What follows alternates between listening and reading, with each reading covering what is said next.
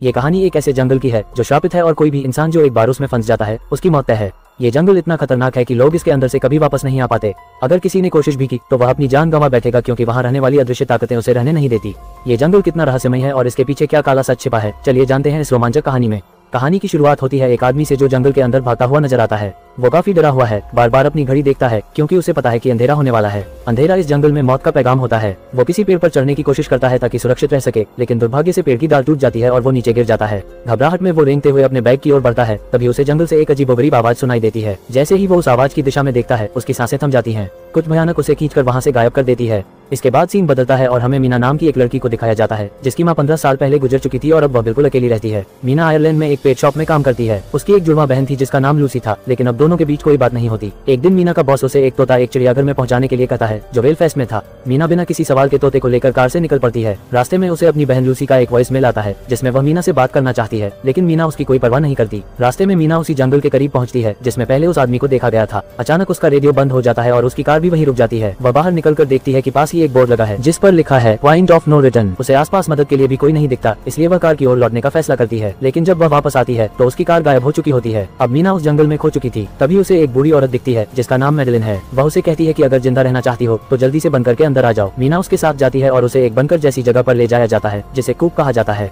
मीना को वहाँ दो और लोग मिलते हैं, सियरा और डैनियल, जो इस जंगल में पिछले 5 महीनों से फंसे हुए हैं। मैडलिन मीना को बताती है कि वाचर नाम की अदृश्य ताकत हर रात कूप के शीशे वाली खिड़की से हम सबको ऑब्जर्व करती है। जो भी रात में बाहर निकलता है वॉचर्स उसे मार देते हैं। मीना को इस बात पर भरोसा नहीं होता, लेकिन उसकी स्थिति भी ऐसी नहीं होती कि वह सवाल कर सके। अगले दिन मीना कूप से निकलकर वापस घर जाना चाहती है, लेकिन जैसे ही वह जंगल में जाती है उसे दूर से कुछ दिखाई देता है, एक खौफनाक परछाई। डर के मारे वह भागती है, लेकिन जल्द ही मैडलिन उसे फिर से रोक लेती है। मैडलिन उसे बताती है कि ये जंगल किसी भी इंसान को पागल कर सकता है। यहाँ चारों ओर लगे बोर्ड एक सर्कल बनाते हैं और अगर तुम उस बाउंड्री के अंदर रहोगी तो जिंदा बच सकती हो, लेकिन अगर उस सीमा को पार करोगी तो मारी जाओगी। मैडलिन उसे ये भी बताती है कि यह बोर्ड एक प्रोफेसर ने बनाया था। अगले दिन ये लोग चीजें लेने जाते हैं। दोस्तों सियरा और उसका पति जंगल में आए थे, लेकिन वो अभी तक यहाँ से लौटे नहीं है। जॉन वही आदमी था जिसे हमने मूवी की शुरुआत में देखा था। इसके बाद सियरा मीना को एक गड्ढा दिखाती है जहाँ पर वाचर दिन के उजाले में अंदर रहते हैं और रात में बाहर आते हैं, और जब तक ये सूरज की रोशनी में रहेंगे वाचर इनका कुछ नहीं कर पाएंगे। अब क्योंकि ये लोग वाचर की सीमा में थे इसीलिए वो इन्हें कुछ नहीं कर सकते, क्योंकि ये उनके रूल को फॉलो कर रहे थे, जिनमें से एक था कि शीशे की तरफ कभी भी पीठ मत दिखाना, अंधेरा होने पर दरवाजा कभी मत खोलना और उस गड्ढे के पास कभी मत जाना और हमेशा उजाले में रहना। और ये रूल ये लोग पिछले कई महीनों से फॉलो कर रहे थे, जिस वजह से ये लोग अभी तक जिंदा बचे हुए थे। रात में मीना शीशे पर मारकर आवाज करती है। वो उन्हें कान लगाकर सुनने की कोशिश करती है, लेकिन वहाँ पर उसे कोई आवाज नहीं आती। लेकिन थोड़ी देर बाद जोरों की आवाज होती है। तभी मैडलिन यहाँ पर आकर मीना से कहती है कि वो सीधी खड़ी हो जाए ताकि वॉचर्स उसे ठीक से देख ले। अगले दिन मीना डैनियल की मदद से उस गड्ढे के पास जाती है जहाँ उसे 1992 का एक अखबार, एक साइकिल और कुछ अजीब सामान मिलता है। वहाँ उससे पहली बार वाचर का सामना होता है, एक लंबी पतली परछाई जिसका चेहरा अजीब और डरावना था। लेकिन सौभाग्य से सूरज की रोशनी की वजह से वाचर उस तक पहुँच नहीं पाता। लेकिन वॉचर्स के सामान को मीना ने गड्ढे से बाहर निकाल लिया था और यह उन्हीं लोगों का सामान जिन्हें वॉचर्स ने मारा था। दरअसल जिस प्रोफेसर ने यहाँ सीमा बनाई थी उसने यहाँ एक पावर सोर्स भी बनाया था, लेकिन इसके बारे में इन्हें पता नहीं था। अब गड्ढे में मिले कैमरे से इन्हें पता लगता है कि इनके ग्रुप के लोग मारे जा चुके हैं, लेकिन मैडलिन उन्हें नॉर्मल रहने के लिए कहती है। वो मीना से पूछती है तुमने बताओ गड्ढे में क्या देखा, लेकिन मीना उसे झूठ बोलती है कि मैंने कुछ नहीं देखा।